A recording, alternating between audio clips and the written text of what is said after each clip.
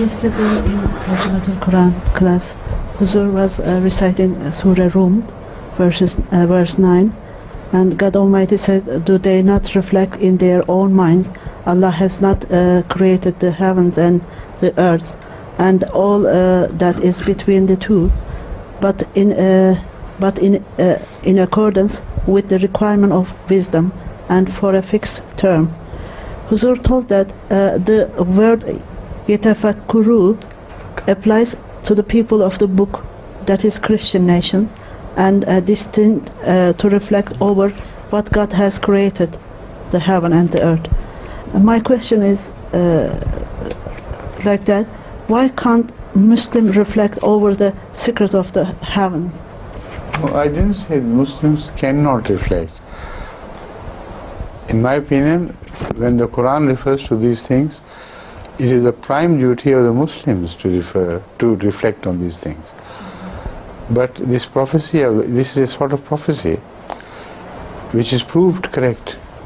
The Muslims did not reflect, and the Christians did, and the Jewish people did, and they discovered the dark matter lying in between and this and that. So what I said was that this is a prophecy which refers to the people of the book, that they would reflect, or they should reflect and find out. This is something which has got fulfilled already. So the question about it cannot arise. This has got fulfilled exactly as the Quran had predicted. And if the Muslims had also pondered over the secrets of the universe, then the Holy Quran could have mentioned them as well.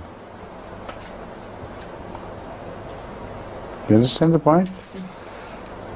The Quran does not deny Muslims a right to reflect. It invites them to reflect. But they did not. It's their fault. I think there are three interrelated phenomena which are mentioned in different orders, in different contexts by the Holy Quran. So at times, having forgiven the believers, the Holy Quran again reminds them of the responsibility to seek forgiveness from Allah. Having removed their faults and follies, they are again reminded to beg Allah of removing their faults and follies. So these are similar things, but they can be understood in different contexts, slightly in different order and intensity. If somebody believes at that moment of belief, he does a sort of tawbah, which is automatically related to belief, which means he says, no more of my past. But this decision is often found to be weak on the part of that person. So he intends to do those things which he promises, but because of many factors, sometimes he is weak in mind, sometimes he is ordinarily ignorant person who does not realize what he is doing, what he is talking about. So there are so many factors which make this covenant of the person defective. And this is the real life. This is what we observe in the real life. So Allah does not reject him for that weakness altogether. He invites him to a journey whereby he would be repeatedly required to seek forgiveness and do tawbah again and again, with the result that if he is consistent in this behavior and he does and repeats his forgivenesses seeking of forgivenesses and or the seeking of forgiveness and his repentance, then ultimately, when he dies, he will be counted among the pious people. Again, when he says "Kaffir anna sayyi'atina," it means that all his faults, despite his best efforts, have not been able to be removed. There are sayyi'at of various quality and intensities, which I have referred to in the answer to the previous question. So there are many sayyi'at which sometimes become an integral part of one's personality. He tries to do away with those sayyi'at but cannot. Such are sometimes diseased people. Sometimes these sayyi'at belong to congenital defects. Sometimes, as I said, diseased people. For instance, some people run very high blood pressure, with the result that at times of irritation their temper knows no bound. It shoots to the highest level, and in that temper they sometimes do bad things, which after the temper is over they are extremely ashamed of, and in fact they deeply suffer for what they have done. So these are sayyi'at of a different type. They can only be removed if Allah so wills, which means also the causative factors be also repaired by God. The blood pressure has to be corrected, and so on and so forth. So there are some diseases which border upon crime, some crimes which are a result of diseases, and so on and so forth. So that is why the Holy Quran has mentioned these things repeatedly until death takes over.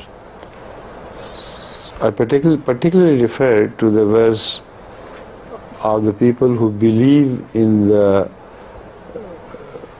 Munadi, who calls to the path of Allah.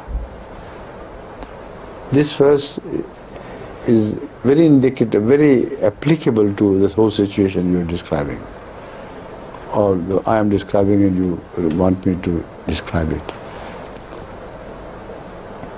Rabbana Munadiyan Yunadi. Rabbana innana sami'na munadiyan yunadi lil iman an aminu bi rabbikum fa'amanna. If they are true, they heard a munadi to call the people to the path of Allah and have faith. This is what the believers say we did. إِنَّنَا سَمَعْنَا مُنَادِيًا يُنَادِي لِمَنْ آمَنَ بِكُمْ فَآمَنَا رَبَّنَا فَاغْفِرْ لَنَا ذُنُوبَنَا. Here, the maghfirat is mentioned in relation to the past sins before this act of faith. Correct? فَاغْفِرْ لَنَا ذُنُوبَنَا وَكَفِّرْ عَنَّا سَيِّئَاتِنَا. These sayyat have not yet been corrected, although the person has believed. His past sins are forgiven, but there are sayyat which go across the barrier of his faith, and as a believer he just carries them forward. فَاغْفِرْ لَنَا ذُنُوبَنَا وَكَفِّرْ لَنَا سَيِّئَاتِنَا وَتَوَفَّنَا مَعَ الْأَبْرَارِ, and make us die with abrar. This means that make us die with abrar is an act which will apply to the dying person himself. Not that he will die when other abrar are being killed or caused to be dead. by Allah, which means that when the person dies, he will be counted among abrar. So, till death, this process of removal of sayyiat goes on. Understand? There is no part in one's life after faith when he is completely got rid of sayyiat. These sayyiat must be removed with the help of Allah, with the help of prayers, with the help of his constant effort, until he dies. If he dies in this struggle for removing sayyiat with the help of Allah, then he will be counted among abrar.